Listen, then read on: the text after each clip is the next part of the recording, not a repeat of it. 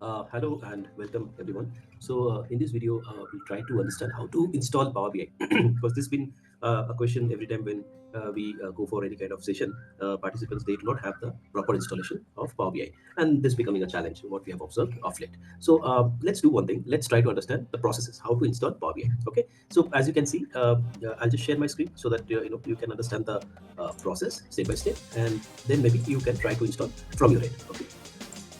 Okay, so as you can see, this is my system, my screen is visible. So what I'll do is first we'll go to this Microsoft Store, right?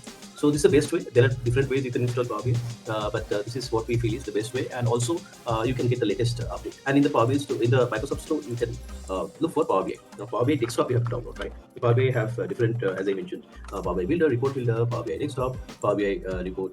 Yeah. So as you can see, service is also there. Service, anyways, it's a cloud version. SaaS version. So as you can see, this is what you have to install Power BI Desktop. So it's a free version. As you can see, it's a free tool. So after hovering there, you can put it. So you can see it's a start installing. It's a little heavy file. So 1 GB it may take time. 1 GB is the storage. It may take some time depending on your speed where you are. So it will install. As you can see, it is getting installed. Nothing else you have to do. Only thing is you have to go to this Microsoft Store and try to install this app. This is the best option as I mentioned. There are also a couple of other options. Now it is done, right? We'll try to open it.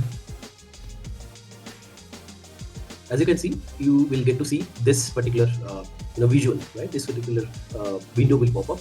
You can go and click blank report.